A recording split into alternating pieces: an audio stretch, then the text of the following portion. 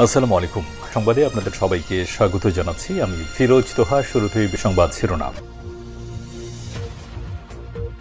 বাংলাদেশের সর্বশেষ গুরুত্বপূর্ণ আপডেট সংবাদে আপনাকে স্বাগত। শুরুতেই সংবাদ শিরোনাম, পরে বিস্তারিত।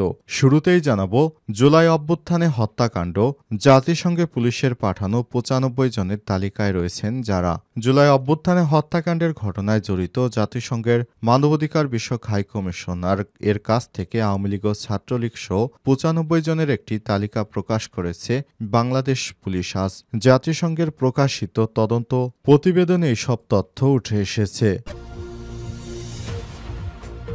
এরপর জানাবো, আয়নাঘর এখন আন্তর্জাতিকভাবে নথিভুক্ত হয়েছে বললেন আসিফ মাহমুদ। স্থানীয় সরকার পল্লী উন্নয়ন সমবায় এবং যুব ক্রীড়া উপদেষ্টা আসিফ মাহমুদ সজীব ভুঁইয়া বলেছেন, আমরা এতদিন আয়নাঘরের কথা শুনতাম। এই আয়নাঘর সহ জুলাইয়ে আওয়ামী লীগ যে নৃশংসতা চালিয়েছে তা এখন আন্তর্জাতিকভাবে নথিভুক্ত হয়েছে।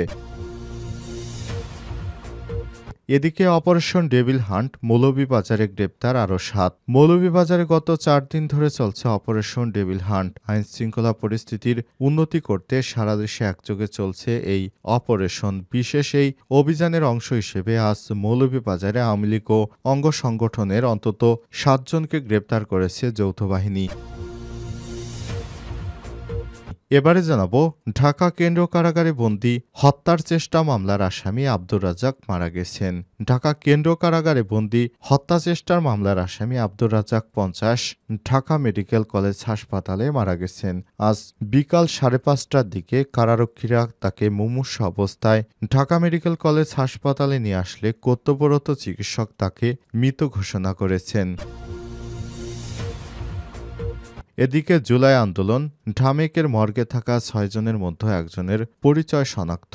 জুলাই বৈষম্যবিরোধী ছাত্র আন্দোলনের সময় ঢাকা মেডিকেল কলেজ ঢামেক হাসপাতালের মর্গে থাকা নিহত ৬ জনের মধ্যে হাসান নামে একজনের মরদেহ শনাক্ত করা হয়েছে। আজ বিষয়টি জানানো হয়েছে যে আগামীকাল শুক্রবার ১৪ ফেব্রুয়ারি বাদ জুমা তার জানাজার নামাজ শেষে তার মরদেহ পরিবারের কাছে হস্তান্তর করা হবে।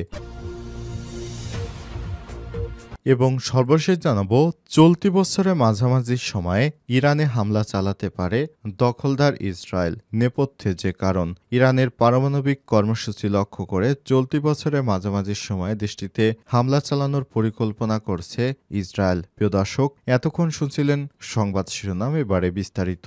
তবে তার আগে বন্ধুরা, অনুরোধ থাকবে সংবাদটিতে একটি লাইক দিন। এই চ্যানেলে আপনি নতুন হয়ে থাকলে আমাদের সংবাদটি দেখতে দেখতে চ্যানেলটি সাবস্ক্রাইব করে রাখুন। কমেন্ট করে বন্ধুরা আপনার মূল্যবান মতামত জানিয়ে দিন আপনি বিশ্বের কোন দেশ থেকে বা বাংলাদেশের কোন স্থান থেকে আমাদের সংবাদটি দেখছেন এবং শুনছেন। এবারে বিস্তারিত।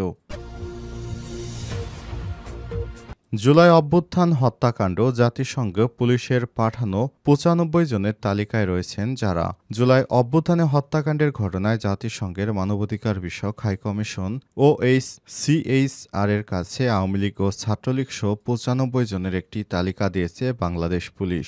বুধবার ১২ ফেব্রুয়ারি জাতিসংঘের প্রকাশিত তদন্ত প্রতিবেদনে সব তথ্য উঠে এসেছে। তালিকায় রয়েছে ১০ জন সাবেক সংসদ সদস্য, ১৪ জন স্থানীয় আওয়ামী লীগ নেতা, ১৬ জন যুবলীগ নেতা, ১৬ জন ছাত্রলীগ নেতা, ৭ জন পুলিশ সদস্য। প্রতিবেদনে বলা হয়েছে এদের বিরুদ্ধে বিক্ষোভকারীদের উপর সহিংস আক্রমণ চালানো এবং সাধারণ নাগরিকদের মাঝে অস্ত্র বিতরণের অভিযোগ রয়েছে। এছাড়াও পুলিশের দেওয়া তথ্য অনুসারে ১৬০ জন আওয়ামী লীগ সম্পর্কিত রাজনৈতিক নেতা ও নিরাপত্তা সংস্থার কর্মকর্তাদের বিরুদ্ধে সহিংসতার উস্কানির অভিযোগ রয়েছে।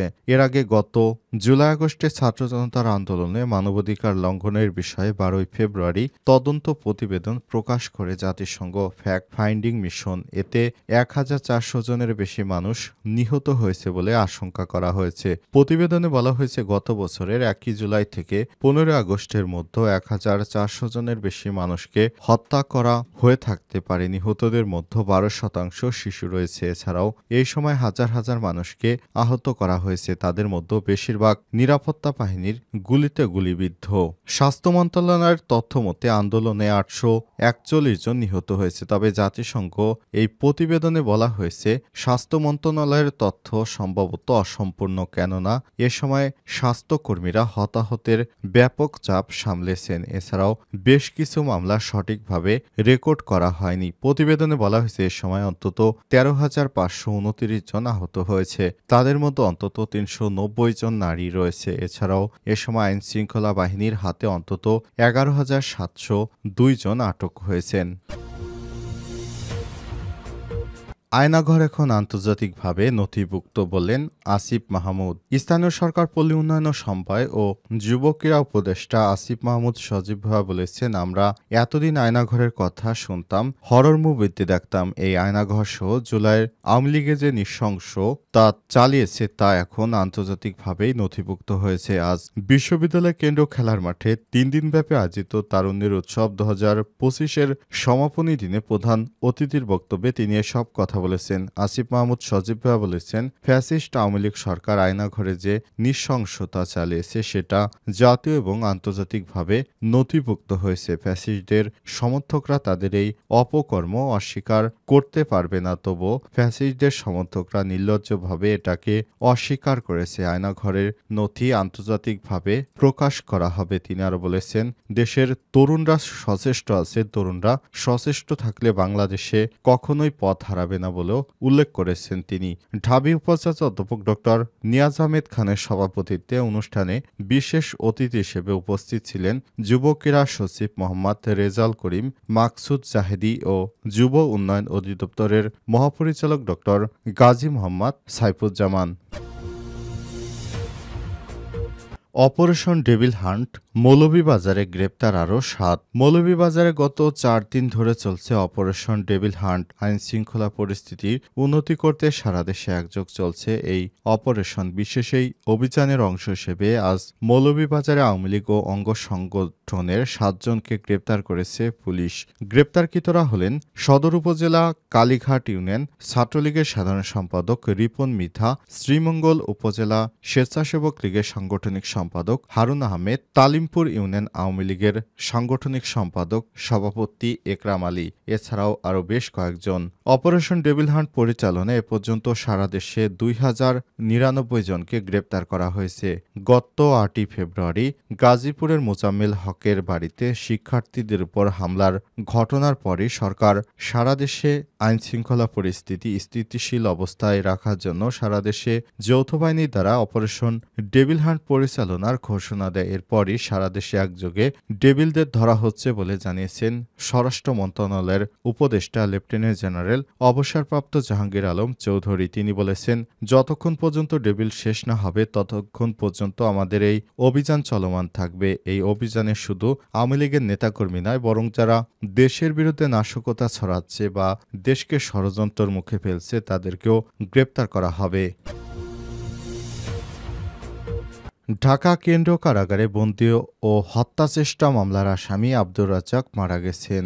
ঢাকা কেন্দ্রীয় কারাগারে বন্দী অবস্থায় হত্যাচেষ্টা মামলার আসামি আব্দুর রাজ্জাক 50 ঢাকা মেডিকেল কলেজ হাসপাতালে চিকিৎসাধীন অবস্থায় মারা গেছেন। আজ 13 ফেব্রুয়ারি বিকেলে 5:30টার দিকে কারারক্ষীরা মুমূর্ষু অবস্থায় ওই আসামিকে ঢাকা মেডিকেল কলেজ হাসপাতালে নিয়ে আসলে কর্তব্যরত চিকিৎসক তাকে মৃত ঘোষণা করেছেন।